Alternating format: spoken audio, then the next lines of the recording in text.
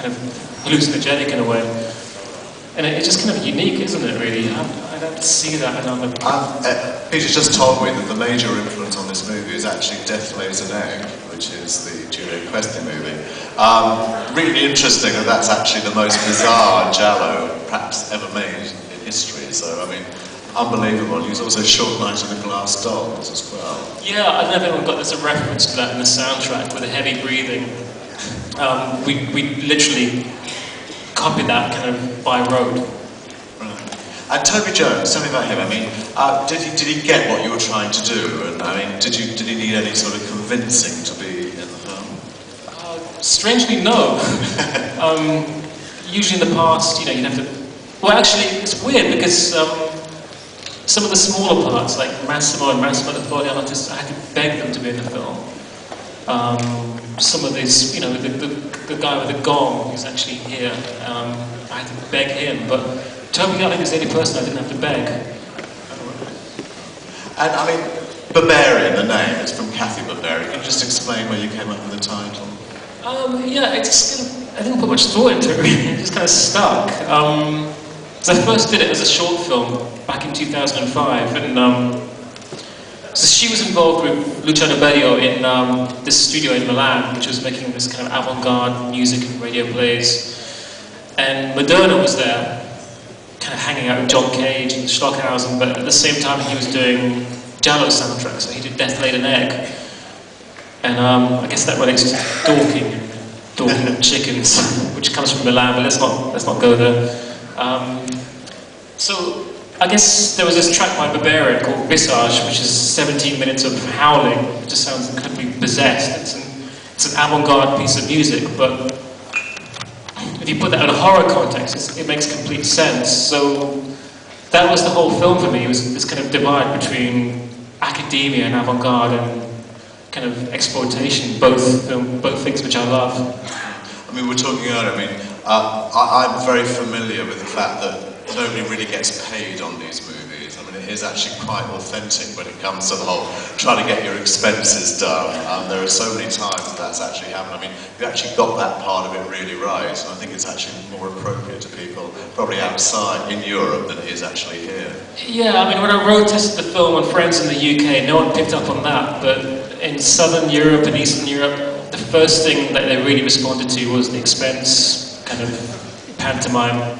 I mean, yeah, I've got friends in, I won't say which countries, but I mean, sadly, it's just not a joke. I mean, I've had friends completely bankrupted by corrupt producers. It's just kind of horrible. But I didn't want to kind of make it into this kind of serious thing, so I kind of played it a bit like Dad's Army or something. Listen, let's ask, if there's anybody who wants to answer a couple. Here's two people asking questions, great. Hi Peter, I love the film, I thought it was brilliant, one of my favourites of the weekend. I just had a couple of questions. The first one was about the score for the film, which is by Broadcast, who, for those of you who don't know in the audience, Trish King from Broadcast passed away last year, so this might be the last thing we hear from them. But I was wondering if you can tell us a bit about that, as well as the switch to Italian in the last 20 minutes of the film, which I thought was great. Just wondering if you could explain that, and also when the film gets released in Italy, are they going to dub a bit in English? What are they going to do with that? It's a very good question. I can't wait for that, if it happens, of course. Broadcast, well, I guess they were the only choice for the film, because they kind of got me into a lot of those people. They got me into Nikolai. I guess I was a fan of Stereolab and a lot of those bands in the 90s, and Broadcast kind of came from that. But I think they were incredibly good at not making a pastiche of that sound. They really took it somewhere else. So, I mean, luckily I had this kind of connection to them because I worked with one of the ex-members for my last film. So I met James and Trish, and yeah, they agreed to do it.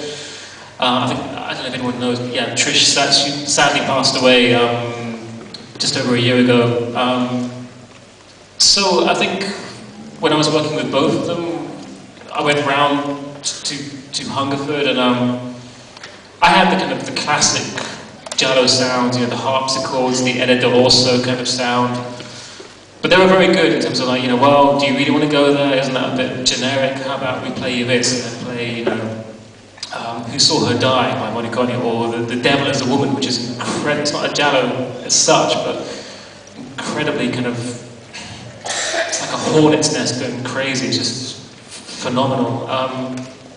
And also, I think Trish played me Footprints on the Moon, the Nicola Pivani soundtrack. It's got the classic giallo actress Florida Volko, and I'm sure anyone who knows that soundtrack will hear certain references to that.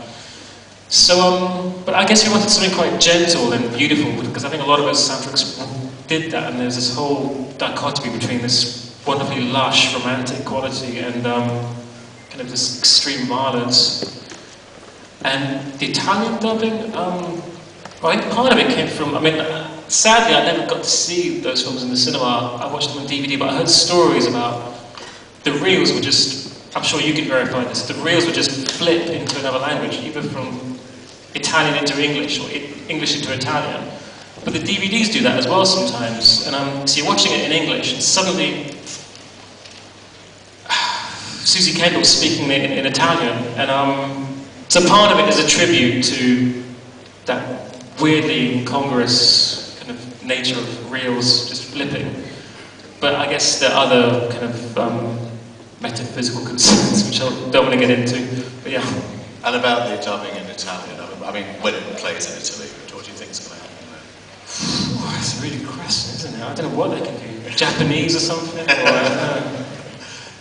Next question, will be great. Two-part. Well, one noticed guest screamer Susie Kendall. Was that really Susie Kendall, or was that one of the originals from the films? Okay, yeah, sure. That's original. She came into the studio, when was it? September last year, I think it was. It took some convincing to ask her to come in.